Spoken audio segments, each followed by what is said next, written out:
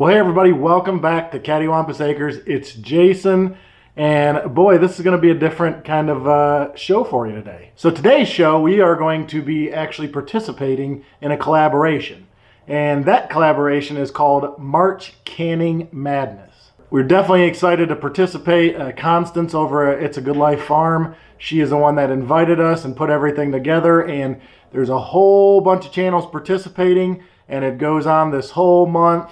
And what I'm going to do for you is I'm going to put a link to all the channels participating in the description below. So make sure you go out and check out all their canning videos, because I'm sure they know way more about any kind of canning than we do. But we definitely wanted to participate as another homestead. It's something we want to do. And as food can become insecure, we have to make sure that our families are taken care of and that we can preserve the things that we have and we grow here on our farm. Now, you may have noticed I'm out in my garage slash soap studio right now. And our method of canning that we're going to do today is going to be very unconventional. Some traditionalists are going to say this isn't canning at all, and I can accept that. That is okay. Some are going to be naysayers, but it's okay. And there's also going to be some out there that have tried this before and know how awesome it is. We did not invent this method by any means.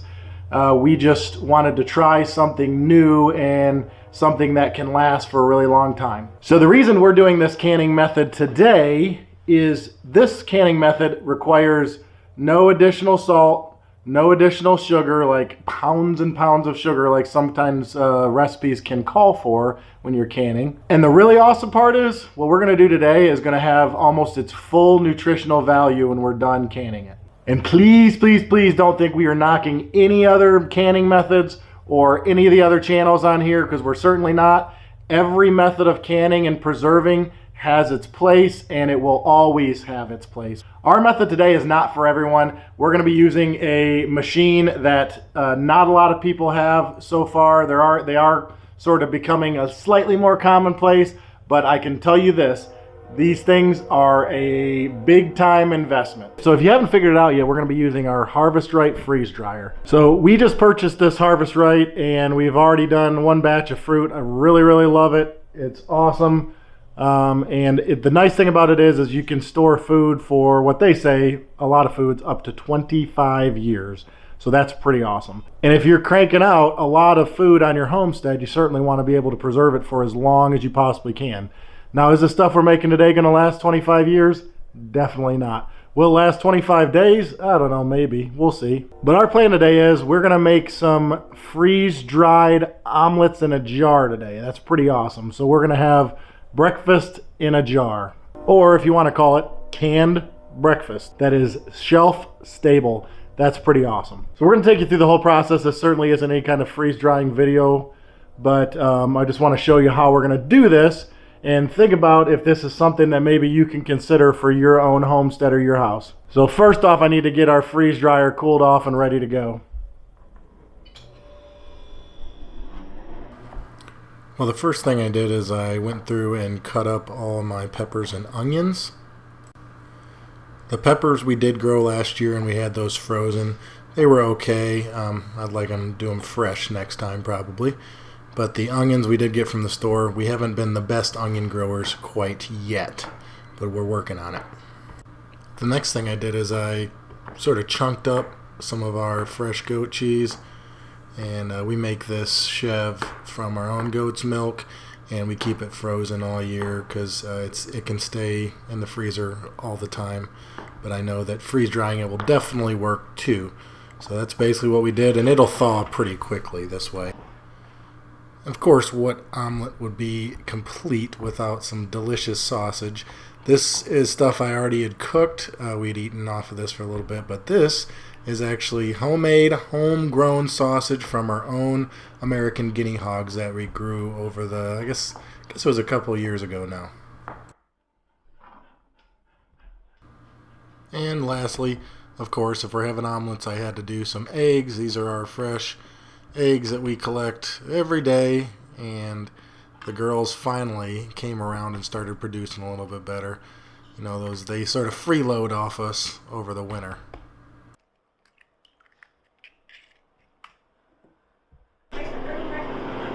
Alrighty, so we are good to go. We got this bad boy cooled off. First thing we need to do is I'm going to get our eggs in here, and because I can be sort of messy, I'm gonna pour it real close to the machine. And I'm just pouring this straight on the tray. And as carefully as I can, I'm gonna put this in here.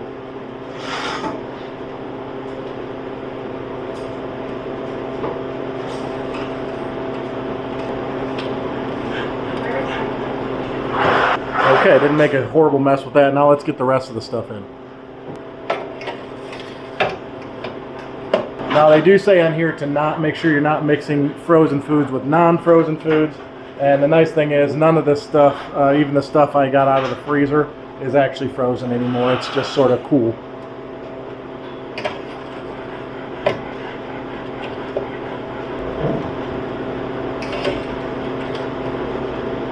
Okay, so in here we have our eggs, we have our sausage right from our farm, we have our cheese, and we have the pepper and onion mix that we cut up.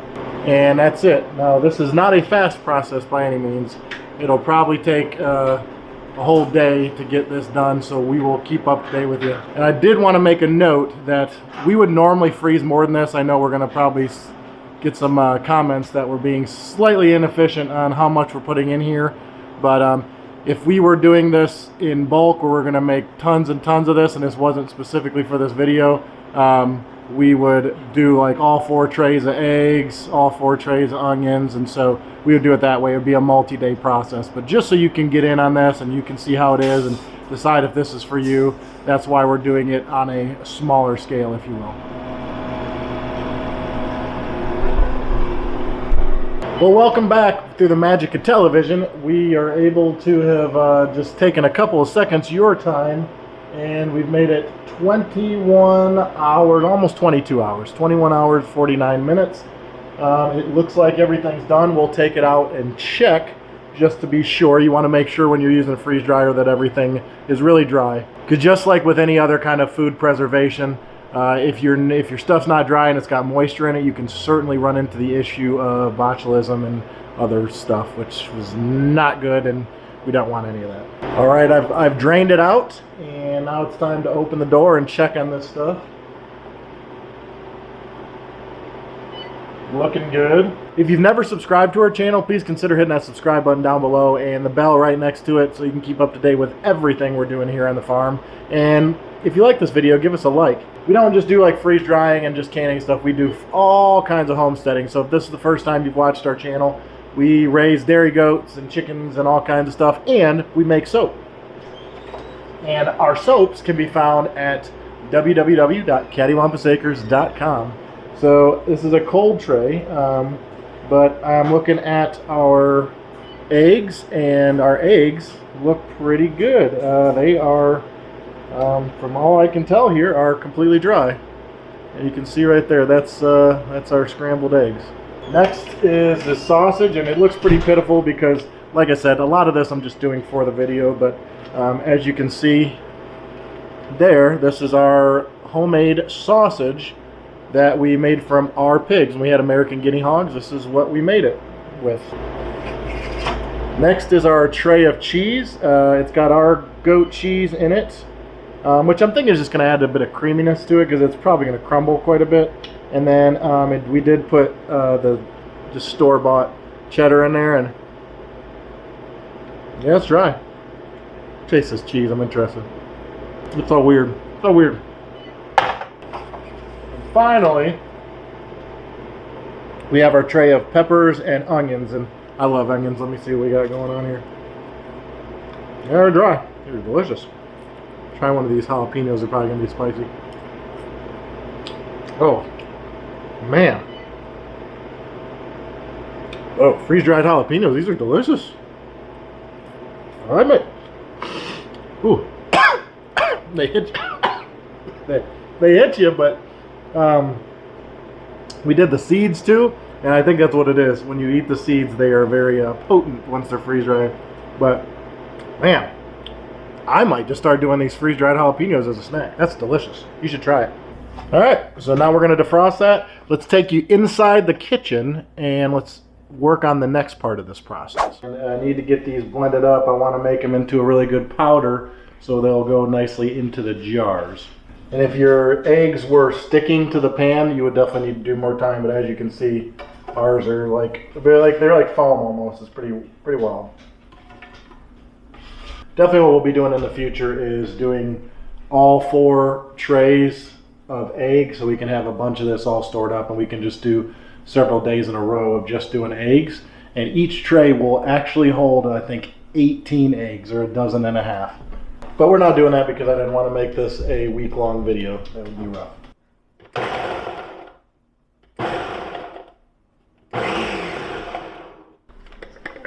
All right, that's it. Looks like they're blended up good. Now we need to get everything into jars. Okie dokie. So for the purpose of this video, we're just going to do 1 jar here, and this is going to be the quart jar with the standard lid. We got the normal ball top and ring, so everything's looking good there. So this is all we need for this. Now we do have to do some math.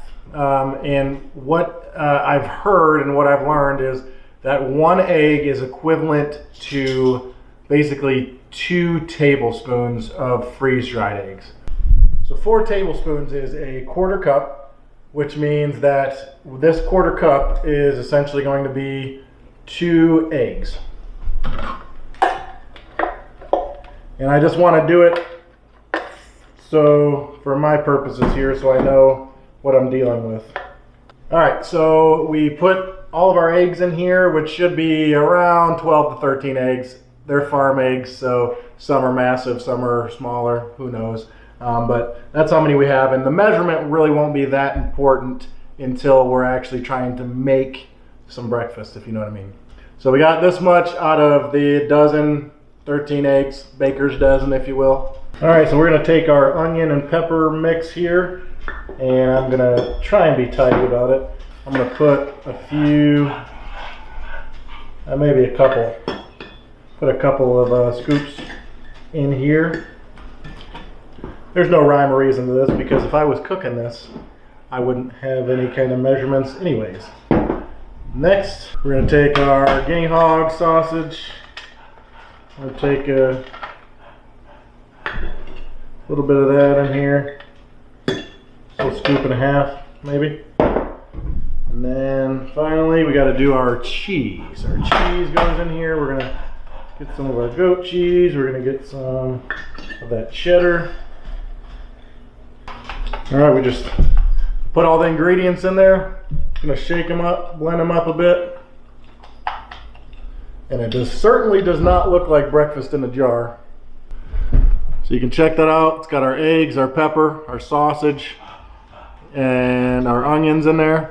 Okay, we are back out next to the freeze dryer. I took out our rack. I've just put 1 pan in here.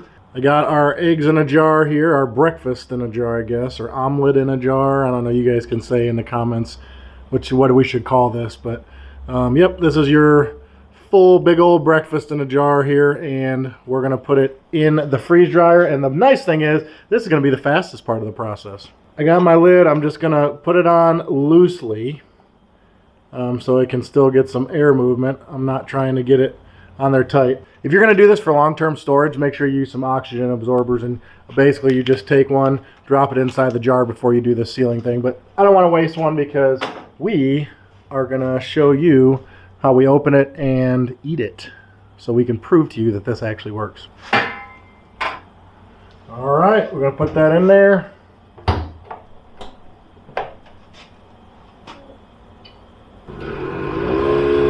And all we're gonna do, we're just gonna run our vacuum pump in here for probably, I don't know, 2 minutes. We'll be able to see our pressure on here, so we'll check back with you in a second and we will see if we're all sealed up. Alrighty, go ahead and shut off our pump, release our vacuum.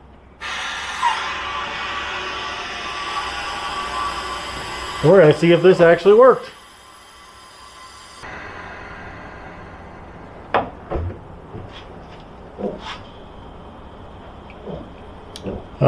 Feels like it may have worked. checking my lid. It's down nice and tight. And looks like it worked. All right, we are back in the kitchen. And we got our jar. You can see I took the ring off, and that's how confident I am now. So that just took a minute and a half, 2 minutes to get this where I wanted it. All right, let's see if we can get this lid off. I'm gonna use a butter knife because it's on there pretty good. Ready? Oh, geez. Oh, yeah. So that was sealed real good. So the next thing we need to do is reconstitute these. So I'm gonna take, looks like I got a half cup here.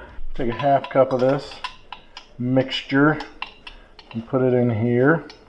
All right, now I'm gonna add, we're gonna try a half cup of water, maybe a little bit less, and so we can get it. And I want it to be watery or anything like that. And we're just gonna mix everything up. It should take about, I don't know, 30 seconds or so to reconstitute. I can already tell you it's looking good. So check this out. This has only been like 20 seconds, and you can see it's got the normal consistency of eggs. Isn't that weird? You can see it's just slimy like normal eggs. So I got the pan going with some of our own lard, and we're gonna throw it in there and see how she goes. All right, get them in the pan and cook them up.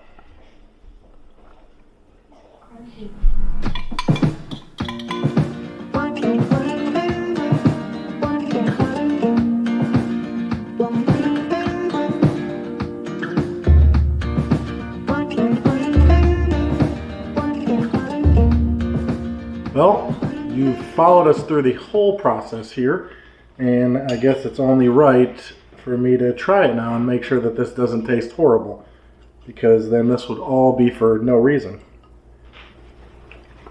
Yeah, it's amazing.